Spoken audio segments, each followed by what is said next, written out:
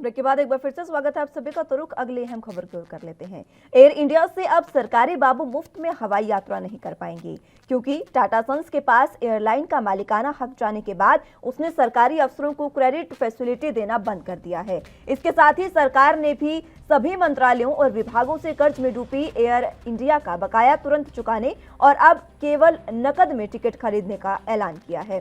सरकार ने इस महीने की शुरुआत में एयर इंडिया को टाटा समूह की होल्डिंग कंपनी टेलेंस प्राइवेट लिमिटेड को 18,000 करोड़ रुपए में बेचने का फैसला किया था और वित्त मंत्रालय के तहत व्यय विभाग ने 2009 के एक आदेश में कहा था कि एलटीसी सहित हवाई यात्रा, चाहे वो घरेलू हो या फिर अंतर्राष्ट्रीय, दोनों के मामलों में जहां भारत सरकार हवाई मार्ग की लागत वहन करती है, अधिकारी केवल एयर इंडिया से यात्रा कर सकते हैं। भारत सरकार में डायरेक्टरेट निर्मला देव ने कहा है कि एयर इंडिया और एयर इंडिया एक्सप्रेस के विनिवेश की प्रक्रिया जारी है और एयरलाइन ने हवाई टिकटों के लिए ऋण सुविधा बंद कर दी है। विभाग ने ऑफिस मेमोरेंडम में कहा कि इसलिए सभी मंत्रालयों और विभागों को एयर इंडिया का बकाया तुरंत चुकाने का निर्देश दिया जाता है। अगले निर्देश तक एयर इंडिया से हवाई टिकट नकद में खरीदी जाएगी और टाटा सन्स ने इस विमानन कंपनी की स्थापना, आपको बता दें कि 90 साल पहले की थी और समूह ने उसे खरीदने के लिए 18,000 करोड़ रुपए की बोली लगाकर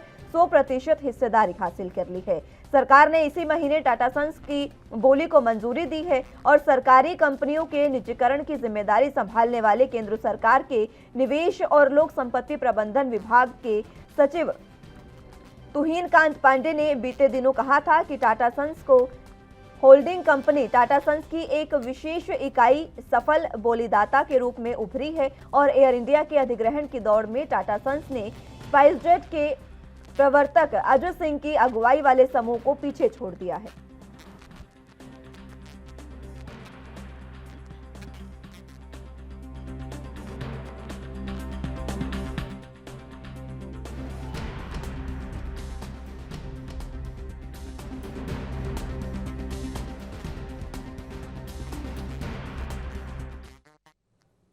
तो अब सरकारी बाबू पर जो एयर इंडिया की ओर से हवाई यात्रा करी जाती थी, उसको लेकर कहीं ना कहीं दुविधाएं होती नजर आ रही है। इस पर चर्चा करेंगे। हमारे साथ गेस्ट मौजूद हैं। राहुल आनंद जी हमारे साथ बीजेपी का पक्ष रखने के लिए मौजूद हैं। बहुत स्वागत है आनंद साहब आपका एनबी न्यूज पर।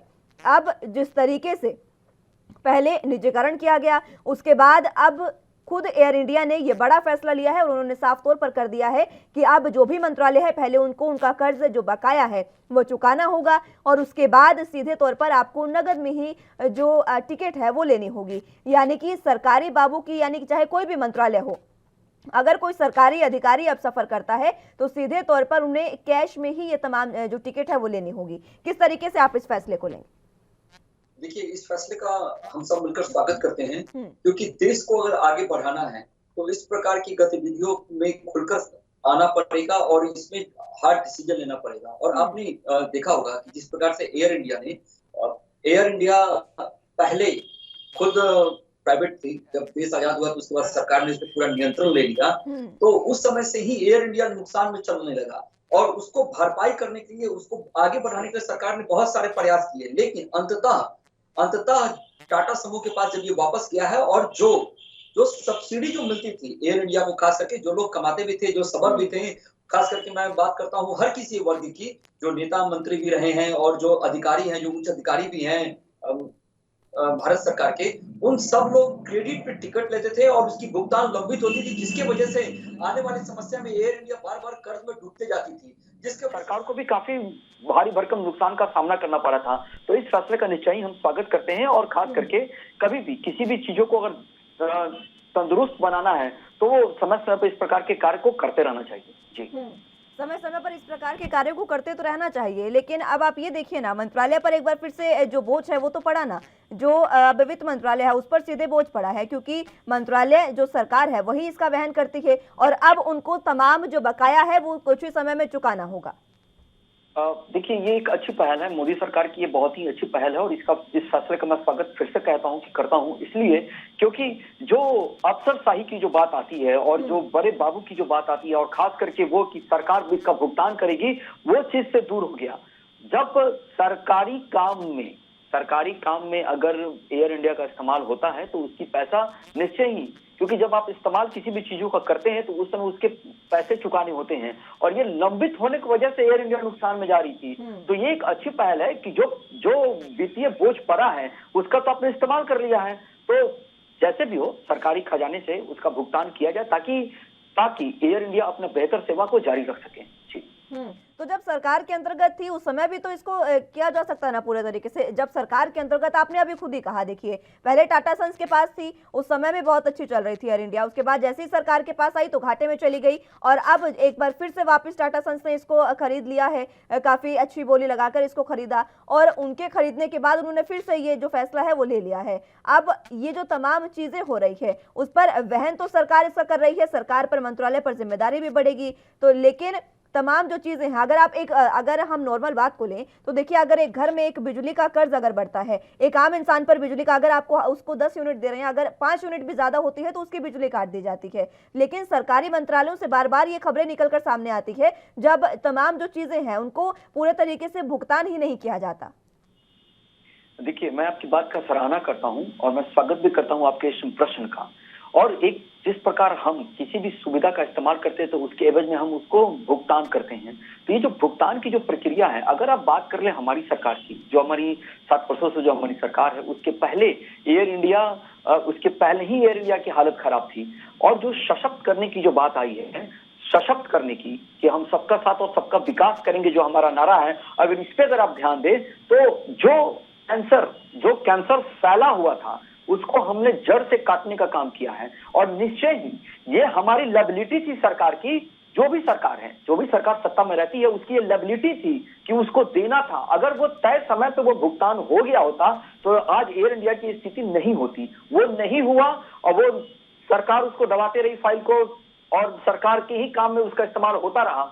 तो उस चीज को अगर बाहर किया गया है तो निश्चय ही मोदी सरकार का भी इसमें अहम फैसले का हम सबको मिलकर स्वागत करना चाहिए। और मैं आपको एक बात और कहूंगा, जो योजना खास करके अभी कुछ दिन पहले जो हमारे उड़ान मंत्री ने जो योजना चलाई है, कृषि उड़ान 2.0 की जो बात की जा रही है, वो भी कहीं ना कहीं जो सरकारी तंत्र का जो उसमें इस्तेमाल होता तो उसको भुगतान समय पे हो सके और वो व्यवस्था जारी रहे भविष्य में भी, तो ये एक अच्छा फैसला है। और आज नहीं तो कल जो आपका कर्ज है वो तो देना ही है सरकार को। अच्छा है कि नींद से सरकार जागी और हर वक्त अपने कड़े फैसले की वजह से, जो मोदी सरकार जानी जाती है, कड़े फैसले की वजह से एयर इंडिया को प्राइवेटाइज करके, और ये निर्णय लिया गया कि आप जो भी खरीदारी करेंगे टिकट का, वो भुगतान करके खरीदेंगे। ठीक है आनंद साहब, हमारे साथ 2 गेस्ट और जुड़ चुके हैं। योगेश पांडे मेरे साथ सहयोगी न्यूज रूम से, और केवल ढींगरा जी मेरे साथ प्रवक्ता कांग्रेस से जुड़ चुके हैं। केवल ढींगरा साहब, बहुत स्वागत है आपका एनबी न्यूज पर। योगेश, मैं सबसे पहले आप ही के पास आना चाहूंगी। सवाल बीजेपी से किया था, उन्होंने तो साफ तौर पर यही बात कही है कि वो इस फैसले का स्वागत करते हैं। आप इसे किस तरीके से देखते हैं? देखिए मुस्कान, दरअसल राहुल जी की पहली बात तो मैं सुन नहीं पाया, बाद में जो उनकी बातें सुनी हैं उनमें जो निकल करके आया है, उन्होंने कहा कि सरकार की सराहना करते हैं। राहुल जी बताएं, सरकार की किस बात की सराहना करते हैं? सरकार का इसमें क्या रोल है?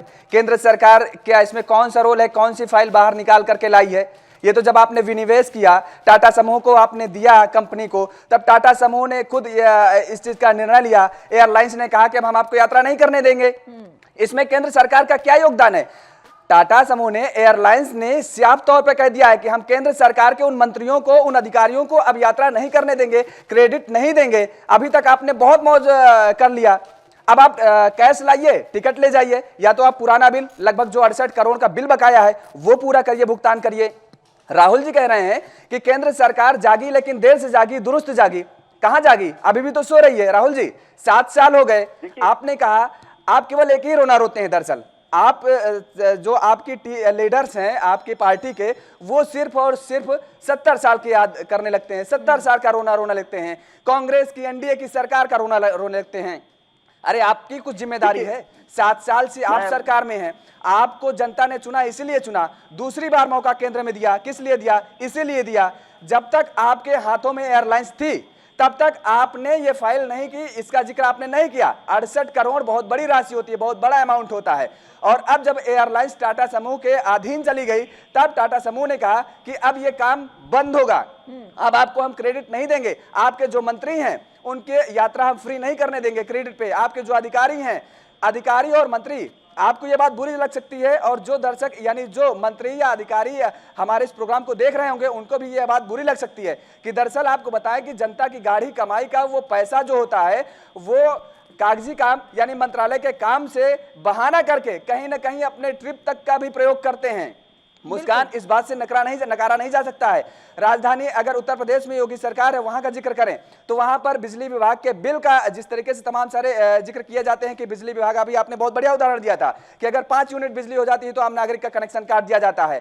बिजली विभाग के मंत्री, उनके घर का बकाया था, लाखों रुपए बकाया था, सोचिए, और बिजली एक भी दिन के लिए नहीं कटी है। तो ये कहां आप राहुल जी, आप जागिए, आपको भी देखना होगा अपने अंदर, अपनी कमियों को देखना होगा। आप केवल एक बात बता दीजिए, इसमें केंद्र सरकार का क्या सहयोग है? केंद्र सरकार ने कौन सा अच्छा काम किया है इस जो फैसला आया है इसमें? ठीक है, मैं योगेश आपके पास एक बार फिर से आऊंगी। ढिंगरा साहब, आपकी भी प्रतिक्रिया लूंगी, लेकिन उससे पहले एक छोटा सा जवाब मैं राहुल आनंद साहब से लेना चाहूंगी। आनंद साहब, बहुत बड़े सवाल हैं, इनके जवाब आपसे चाहूंगी। देखिए, जो योगेश जी ने जो बातें कही वो निश्चय मैं उनके प्रश्न का उत्तर देना चाहूंगा। उसमें सबसे अच्छी बात यह है कि आप क्या जागे और 70 साल का जो रोना था उसको आप क्यों रोते हैं? तो भाई मेरे 70 साल कांग्रेस थी सत्ता में, तो इतिहास गवाह होता है वर्तमान को लेकर। तो इतिहास की बातों को हम इसलिए रखें क्योंकि उसी समय से एयर इंडिया नुकसान में थी और हमने तो हिम्मत बढ़ाकर 2 कदम आगे बढ़कर जो 56 इंच के सीने की जो बात करते हैं ये लोग, हमने दिखाया और हमने अपने मंत्री को भी कहा कि आप पैसा देकर ही लीजिए। अगर ये कैप नहीं हटाया जाता तो वीवीआईपी की जो प्रथा है, जो आप खुद इस बात को कह रहे हैं, और ये बिल्कुल सही बात है कि जब आप मंत्री बनते हैं तो आपको उसके एवज में पैसे भी मिलते हैं, महीना मिलता है। तो जब महीना मिलता है केंद्र सरकार से तो उस महीने का आप इस्तेमाल करिए आप, और आप करिए, बाद में हम देखेंगे क्या है। लेकिन पहले सिस्टम को सुधारा जाए। और जहां तक सुधारने की बात है तो जो 70 साल का रोना इसलिए है, रोना नहीं, वो उदाहरण इसलिए मैं देता हूं ताकि आपको ये बताया जाए कि उन्होंने क्या किया और हम क्या कर रहे हैं, और क्रमबद्ध सूचीबद्ध तरीके से हम सारी चीजों को ठीक कर रहे हैं और हमने यही काम किया है। नहीं तो अगर सरकार चाहती तो सरकार इसको लंबित भी रख सकती थी, हमने लंबित नहीं किया। ठीक है आनंद साहब। केवल ढिंगरा साहब जी आपके पास आना चाहूंगी। देखिए, एक बार फिर से आरोप कांग्रेस पर लगे हैं, पिछले 70 साल की बात एक बार फिर से उठकर सामने आ गई है। आपकी प्रतिक्रिया पूरे मुद्दे पर? हाँ, बिल्कुल ठीक है, कांग्रेस पे आरोप लगाते रहिए और काम चलता रहेगा बीजेपी का। यही काम है बीजेपी का। और मैं आपको ये बताना चाहता हूँ कि ये बात करते हैं कि हमने 53 साल 55 साल जो है कांग्रेस सब काम किए थे। एयर इंडिया बनी थी तो कांग्रेस के टाइम पे बनी थी। अब क्या कर रहे हैं, बेच दो, ये भी बेच दो, वो भी बेच दो। आप बेच दो सारा एयर इंडिया, तभी तो लोगों पर बोझ पड़ रहा है। तभी तो 266 करोड़ रुपया लोग मांग रहे। कौन मांग रहा है? एयर इंडिया मांग रहा है। एयर इंडिया अब टाटा का हो गया, इंडिया इनका नहीं रहा। ये जो दुहाई दे रहे थे एयर इंडिया की, एयर इंडिया अब इनका तो रहा ही नहीं। अब तो वो एयर इंडिया टाटा का हो गया। टाटा अपने 268 करोड़ इससे क्यों नहीं मांगे? क्योंकि इन्होंने औने पौने दाम में जब बेचना शुरू कर दिया सब कुछ, तो लोगों को अब इसका दंड और इसका जो वो है वो तो भुगतना पड़ेगा ना। तो लोग ही तो दंड भुगतते हैं। अब दूसरी बात और सुनिए, ये कह रहे थे कि जो कैंसर की तरह ये जो हो रहा है, पिछले 54 साल में कैंसर फैला था, ये कैंसर अब फैलेगा। ये पहले कैंसर नहीं फैला था, पहले एसेट बने थे जो भारत की सरकार के एसेट थे। अब वो जो प्राइवेट और बिजनेसमैनों के एसेट बनेंगे तो लोगों के बीच के अंदर वो तो है जहर जो है वो फैलेगा, क्योंकि उनके ऊपर जो महंगाई का बोझ है वो पड़ेगा सीधा। इसके बाद में राहुल जी क्यों नहीं बात करते कि जो लोगों के ऊपर बोझ पड़ेगा उसकी जिम्मेदार मोदी सरकार है या नहीं है? मोदी सरकार जो है देश को बेचने पे तुली हुई है, वो काम कर रही है मोदी सरकार। तो जो बड़े बड़े बिजनेसमैन हैं, अगर उनको सारा कुछ बेच दिया जाएगा तो लोगों के ऊपर दंड पड़ेगा या नहीं पड़ेगा? उनको कैंसर मिलेगा कि नहीं मिलेगा? ये मोदी सरकार कैंसर फैलाने वाली सरकार है। ये कैंसर लगातार फैला रही है और 7 साल के अंदर इतना कैंसर फैलेगा कि लोग जो है उस कैंसर से परेशान हो जाएंगे। ठीक है ढिंगरा साहब, मैं राहुल आनंद जी आऊंगी आपके पास, लेकिन उससे पहले योगेश मैं आपके पास आना चाहूंगी। देखिए, दोनों ही प्रवक्ताओं की बातें आपने सुनी है, चाहे फिर कांग्रेस हो चाहे बीजेपी हो, नुकसान तो देश का हुआ है, ये साफ सी बात है। और अगर एक कहावत इस समय मुझे याद आ रही है, जैसे को तैसा। अभी कल ही हम बात कर रहे थे रेलवे में जिस तरीके से किराया बढ़ाया जा रहा है लगातार, कोरोना काल में लगातार किराया बढ़ाया गया, लेकिन सुविधाएं जनता को नहीं दे पा रही है। रेलवे ने जिस तरीके से सरकारी मंत्रालय ने जनता के साथ किया, उसी तरीके से एक निजी कंपनी ने सरकार के साथ कर दिया। मुस्कान ने कहा, आपने बहुत अच्छी बात कही है कि नुकसान देश का हो रहा है। ये बात बिल्कुल सच है, नुकसान देश की जनता को हो रहा है। ढींगरा साहब को मैं सुन रहा था, ढींगरा साहब भी बड़ी बड़ी डींगे हाँक रहे थे। उन्होंने कहा कि कैंसर अब होगा। दरअसल 2009 के इस एक आदेश में ये बात कही गई थी कि जो भी मंत्री होंगे, जो भी अधिकारी होंगे, उनको यात्राएं की जाएंगी एयरलाइंस में, और एयरलाइन से, एयर इंडिया से ही वो यात्रा कर सकते हैं। अगर ये दोनों प्रवक्ता, वो चाहे भारतीय जनता पार्टी के हो चाहे भारतीय कांग्रेस के हो, वो ये कहते हैं, ये बड़ा बड़ा दावा करते हैं कि हमने ये काम किया, हमने ये तीर मार दिया, हमने ये कर दिया, हमने ये एक्सप्रेस बना दिया, हमने ये आवास योजना दे दी, आपने एहसान नहीं किया, वो आपका कर्तव्य था। जनता आपको वहां चुन करके इसीलिए आपको सदन के अंदर पहुंचाई है ताकि आप उनकी समस्याओं को सुन सकें, आप पिछड़े इलाकों को आप डेवलप कर सकें। अभी भी ऐसे तमाम सारे पिछड़े इलाके हैं जहां पर खाने के लाले पड़े हैं। ये जिस तरीके से कहा जाता है कि पंगुता नहीं है देश में, अभी आप जाइए तो ग्रामीण क्षेत्र में, कांग्रेस का जिक्र करें चाहे भारतीय जनता पार्टी का जिक्र करें, कांग्रेस लंबे समय तक उसने शासन किया, इस बात से मुकरा नहीं जा सकता है। कांग्रेस की भी जिम्मेदारी बनती है, नैतिक जिम्मेदारी बनती है। और अगर आज भारतीय जनता पार्टी सरकार में, सत्ता में है, तो कहीं नहीं कांग्रेस विपक्ष में है, तो कांग्रेस की अभी भी यह नैतिक जिम्मेदारी बनती है कि उन कमियों को पुरजोर तरीके से उजागर करे जो कि कांग्रेस नहीं कर पा रही है। और अगर ये कांग्रेस कह दे कि हम कर रहे हैं तो बिल्कुल गलत, सरासर गलत होगा। कांग्रेस के प्रवक्तों की यह बात हमारी तीखी लग सकती है। दरअसल जिन राज्यों में चुनाव है वहां पर कांग्रेस सक्रिय नजर आ रही है, जहां पर चुनाव नहीं है वहां पर बिल्कुल सक्रिय नजर नहीं आ रही है। दूसरी बात मुस्कान, सबसे बड़ी बात यह है कि जिस तरीके से भी कैंसर का ये जिक्र कर रहे थे, कांग्रेस की भी प्रवक्ता है, भारतीय जनता पार्टी के भी प्रवक्ता हैं। आप दोनों लोग अपनी पार्टी से मांग करिए और ये आवाज उठाइए। मैं कहता हूं, आपको एक सलाह देता हूं। ठीक है, मैं माफी के साथ योगेश आपको रोकना चाहूंगी, एक बार फिर से मैं लौटूंगी आपके पास, चर्चा की शुरुआत एक बार फिर से करेंगे, लेकिन फिलहाल एक बार फिर से अब डिबेट की शुरुआत कर लेते हैं। डिबेट पर चर्चा एक बार फिर से शुरू करते हैं। हमारे साथ दोनों गेस्ट मौजूद हैं, केवल ढींगरा जी हमारे साथ कांग्रेस से और राहुल आनंद जी हमारे साथ बीजेपी से मौजूद हैं। ढींगरा साहब, आपके पास आना चाहूंगी। योगेश पांडे मेरे सहयोगी मेरे साथ जुड़े थे, उन्होंने एक ही बात कही, मैं आप ही से उन्हीं के सवालों का जवाब जानना चाहूंगी कि आखिर कांग्रेस ने इतने समय में क्या किया। इतने समय से अगर जो एयर इंडिया है वो घाटे में चल रही थी, तो आखिर सरकारें तो वह नहीं कर पा रही है ना, सरकारें उसका कर्ज क्यों नहीं उठा पा रही हैं? नहीं, एयर इंडिया को बनाया किसने? कांग्रेस ने बनाया या किसी और ने बनाया? घाटे में चल रही है, कांग्रेस ने बनाया, तो इसका मतलब कांग्रेस को ये हक तो नहीं ना कि घाटे में दे दे। तो मेरी बात पूरी तो सुनते नहीं आप, ऐसे ही बीच में पहले बोल पड़ते आप। सुनो तो सही, मैं क्या बोला, मैंने क्या बोला था आपको? आपने मेरी बात सुनी नहीं ना, क्योंकि कांग्रेस की बात सुनना नहीं चाहते आप लोग। सुनो पहले, फिर उसके बाद जवाब के लिए बिठाया सर आपको, आप अपनी बात रखें। सुनिए, मैं ये कह रहा हूँ कि कांग्रेस ने अगर बनाई और उसके ऊपर घाटा हो गया तो ये प्रॉफिट में ले आते हैं ना, बेचने की क्या जरूरत थी? आप बताइए, इसका जवाब है आपके पास? इनके पास है जवाब?